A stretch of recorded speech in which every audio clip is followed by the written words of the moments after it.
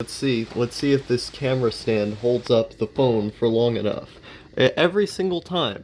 Every single time I turn this damn thing on, the phone miraculously falls down somehow. So that's why I don't usually use this stand very often. Is the game just not working? Oh no. It's in there. It should work.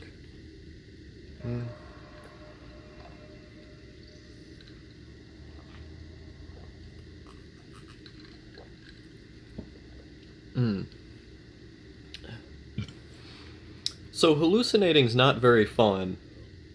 I get them quite often, but it seems like I've been getting them more lately. Like, my mom used to always tell me stories of when I was a little kid. What? Oh, of course I want 480p. What do you think I am? Retarded? Um, let's see, is now in progressive mode. Yes, do it. Um, when I was a kid, my mom would always tells me these stories uh, about how I would talk to these imaginary friends, like vivid imaginary friends that I would regularly see. They were a big part of my life. And at the time, she didn't quite know if it was a hallucination or if I was just being a kid at the time, but they felt real to me.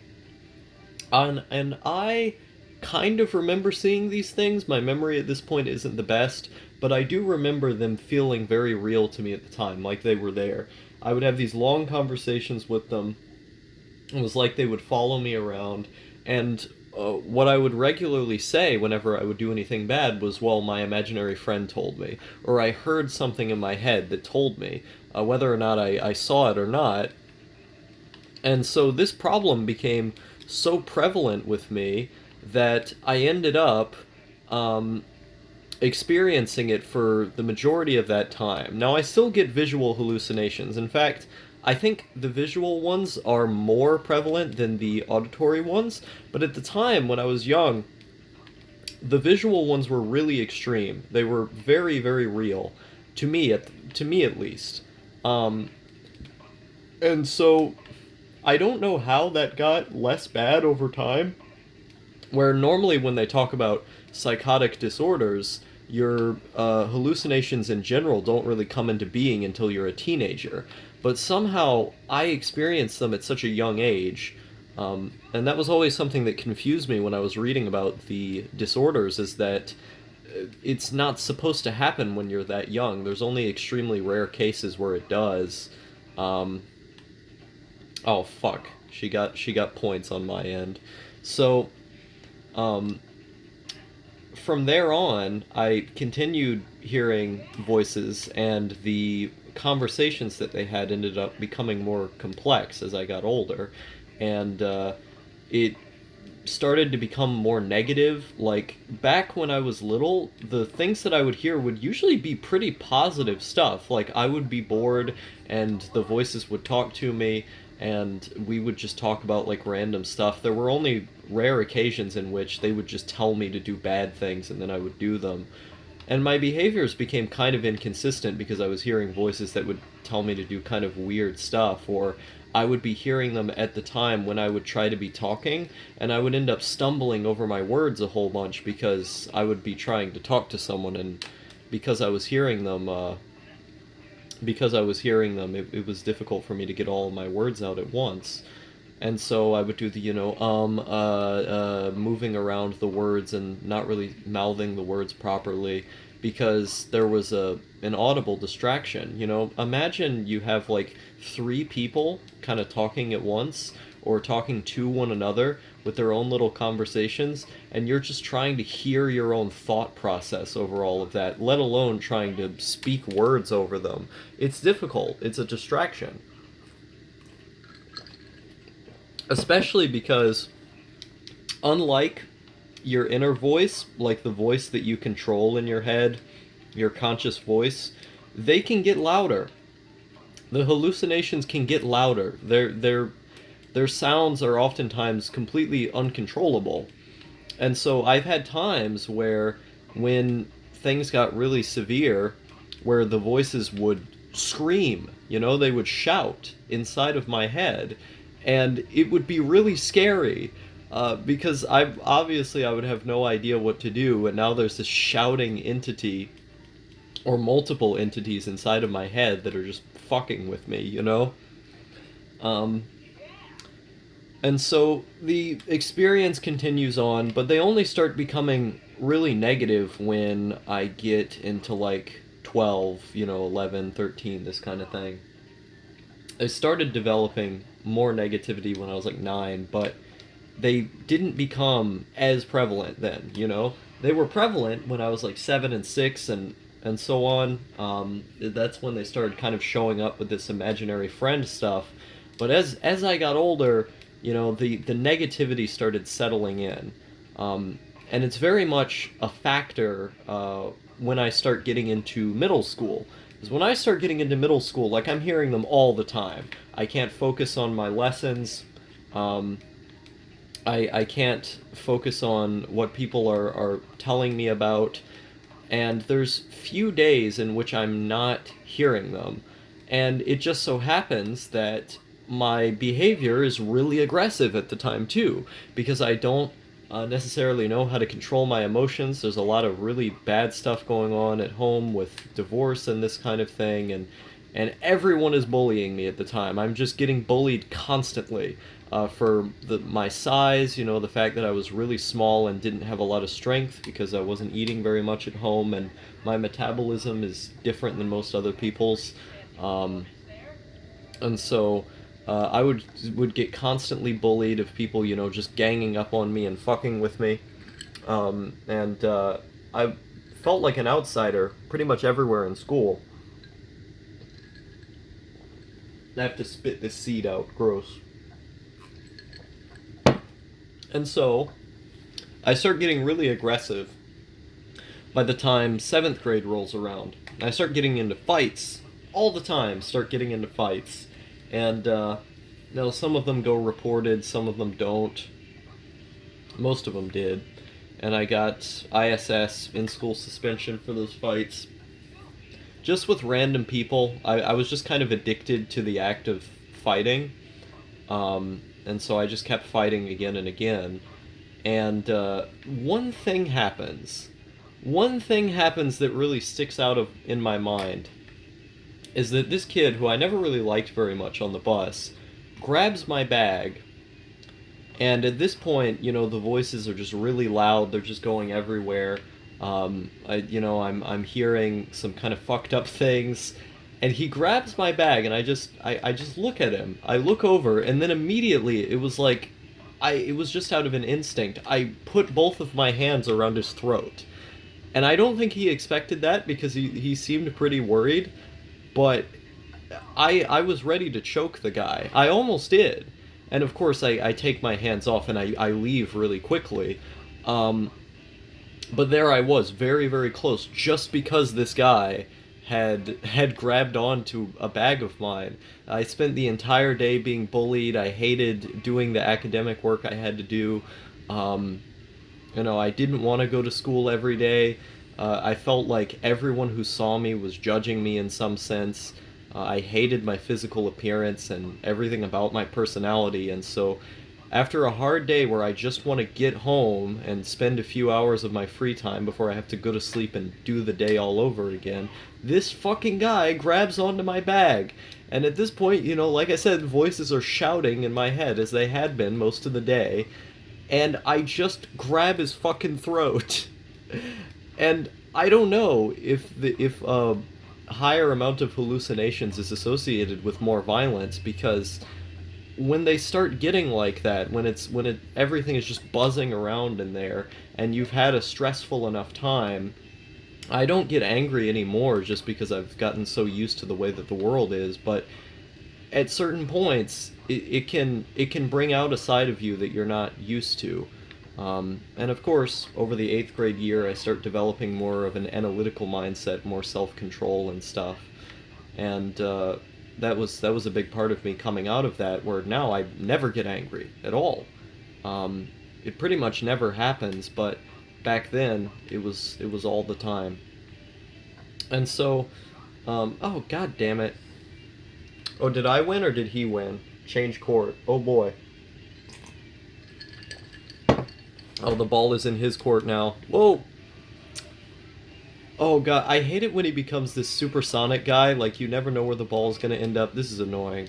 Um, so, from there, I start developing uh, a better self-awareness about what was going on, and I still had not told anyone. Like, the only possible way that my parents would have known that I was hearing voices or seeing things, which is kind of the other weird thing, is that, like, I would sometimes see people that weren't there going around, and sometimes it would just be like flashes of them, sometimes it would be more realistic, but they never felt real.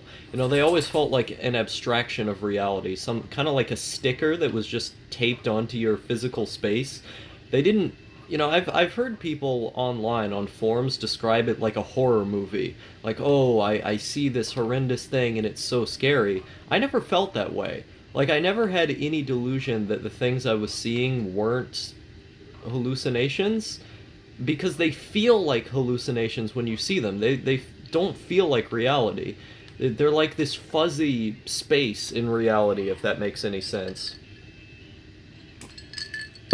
Oh fuck. So no. Did the ball? Okay, thank God. Okay, but fuck. Uh, but so they don't feel real when you see them. But I was seeing those things too, like people following me around, or if I didn't see them following me around, I just felt like they were. I started like seeing shapes and stuff in class. So it was definitely not fun by any stretch of the imagination. Um, okay, I got him. Um, And so, you know, we go into ninth grade, a lot of the same stuff. I'm still keeping it a secret at this point. Um, the only way that they would have been able to know was based off of that stuff I used to tell my parents when I was like 6 and 7. But I think they either kind of forgot or just didn't take it seriously at that point. So they had no idea any of this was going on. They just saw my behavior and emotions being inconsistent, and they thought something was wrong with me. They just didn't know it was hallucinations. And so we keep going on, and it's more of the same. I end up leaving school again in ninth grade after a few months because I couldn't take it emotionally again. Um, and then we end up being in need for a few years, and yeah, I'm just like hearing whispers and stuff around. It was easier to deal with being in need because, like, I would, for instance, be playing a video game, and you know, they would just be doing their whispering, and it would be a little bit of a distraction, but it wouldn't be like a big deal. You know, okay, let's have a conversation about Denzel Curry now or something, alright. Um, but I like that there would be sometimes like reoccurring voices, like people who you recognized who would show up, and you knew who they were just in your head, like your head created these new figures that just keep on showing up, and they start having conversations with one another. You know, sometimes I would hear voices of family members or other people who I knew. Like it was interesting. I had this friend named Magos, and for some reason, I guess his voice just made a big enough impact on me that I would hear his voice like pretty regularly throughout 2017 and a large portion of 2018. I don't hear it so much anymore. Sometimes I do, but I guess his voice just made that much of an impact on me that I would end up hearing it. And I had some other friends who I would hear sometimes. And usually it was positive stuff. Like, it wasn't negative stuff. That's the thing that I kind of have to stress, is that like a lot of the voices are not overtly negative. Like the perception that you get in the media is that they are just always negative. It's this horrendous experience. And in a lot of ways it is. You do get horrendous experiences hearing voices, but mine mine were never that severe. Like, I would get severe experiences with them, but a lot of the time it was just idle chit chat. You know, it was just things that people were saying. Like they would have conversations about weird stuff.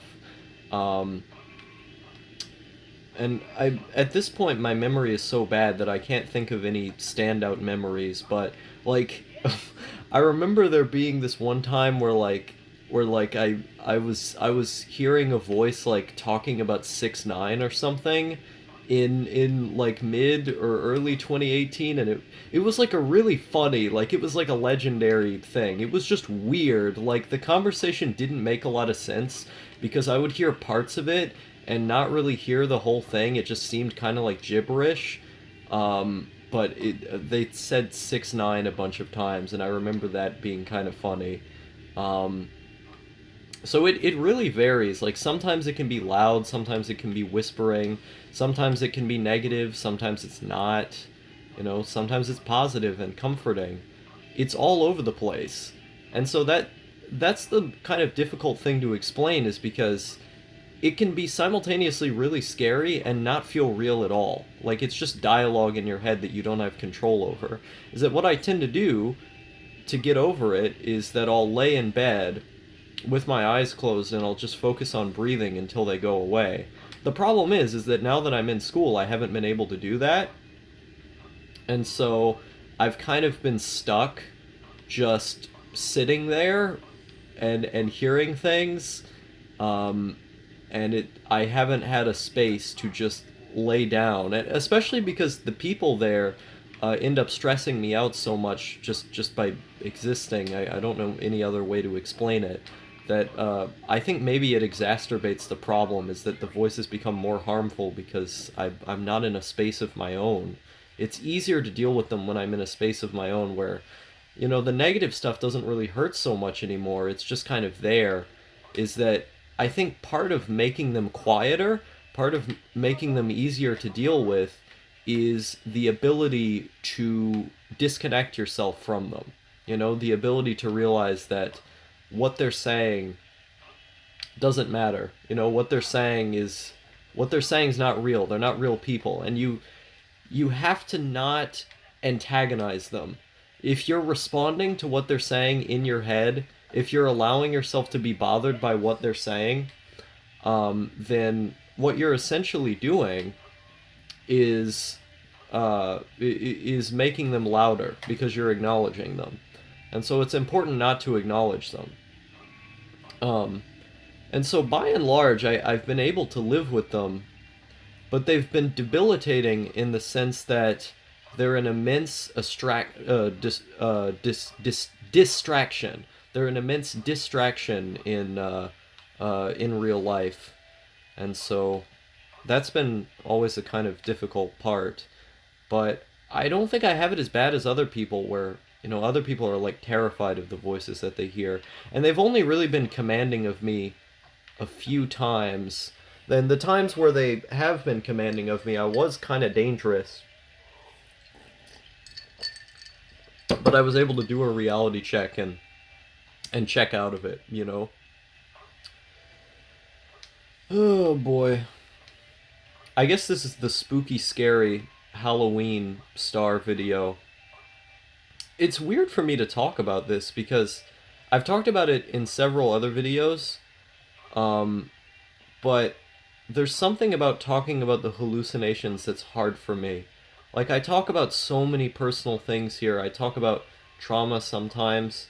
I talk about, you know, other mental illness and this and that. But this is the one topic that's, like, always kind of been in the background on my channel, that it goes mentioned here and there, but never gets explored. And I'm the same way, like, talking to my parents, or even, like, talking to doctors, is that with doctors, I just kind of scoot around the issue. I don't talk about it overtly, I don't act in explicit terms, I just scoot around the issue. And I don't know why. Like, I try to minimize the issue as well, where I go, oh yeah, no, it's not so bad, don't worry about it. And in a sense, it isn't so bad, because I don't get hyper negative voices so often, and when I do, I try to not let it bother me, but it's still a problem. I just minimize it and go, oh yeah, you know, it's a quirk, it's a thing, and it's weird. Like when the topic comes up, I try to get away from it, and maybe that's an internalized um, trait that I've just learned over however long of when I was younger. The voice is telling me not to say anything about it, and having to hide it for as long as I did. Maybe it's an internal paranoia.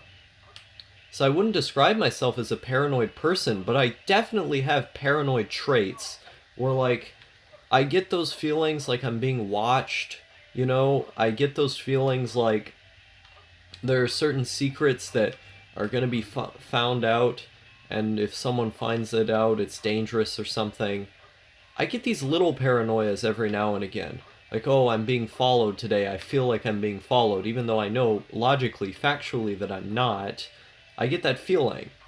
It's the little paranoias that they're not extreme, but they're there, you know?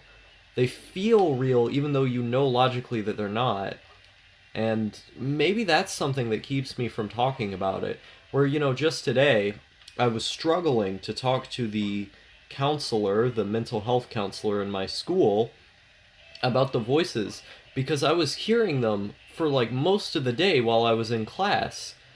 And I was trying to get the words out to explain to her, but it was so hard. And I don't really have any comparison that I can draw to that. I don't have anything else that's that difficult for me to talk about. It's really just this. And I don't know why. Like when I think about it, I go, "Oh, that's some gay boy cuck shit." You know, why are you bothered by saying this stuff? I think I just am. And when I was on antipsychotics, a lot of the problems got worse. Where when I took Latuda, for instance, I actually became more delusional, which was not fun. I'm a pretty self-aware guy. I have the ability to differentiate between what's real and what's not, but when I was on Latuda, there were certain things that felt really real that I thought were kind of real. It got a bit conspiratorial and so on, that definitely were not. So I would not recommend taking Latuda. They only approved that in something like, I think it was like 2013 or something when that they approved it in. So I was taking it after it didn't even have that long of trial usage. You know, I was a like a guinea pig for these people. Atypical antipsychotics, not fun. I became more delusional taking that med. No, Risperdal just made me want to kill myself. That was fun. But it made the voices easier to deal with, I think. Where like it just sounded like they were whispering all the time, like they were really really quiet, and those were like the only voices I heard. You know, they became so minimal. But it made me really want to kill myself, and I started having these uncontrollable movements, and I couldn't sleep because of the uncontrollable movements. Risperdal wasn't fun. I didn't like that. I can't remember the other medications I've taken for antipsychotic wise. There's so he got an ace. Why did I let that happen? Ah, why did I let it happen? Okay. But I've taken a few. Is it Abilify? I don't know if it was Abilify. There were some other ones that I took. I can't really remember. It was probably because it was after my memory went down the crapshoot from going to the mental hospital the second time. That was fun. But I guess that's a little history of me and hallucinations. Something that's always kind of been around, always kind of didn't want to talk about. But goes to varying degrees of realness and not, I suppose. Yeah.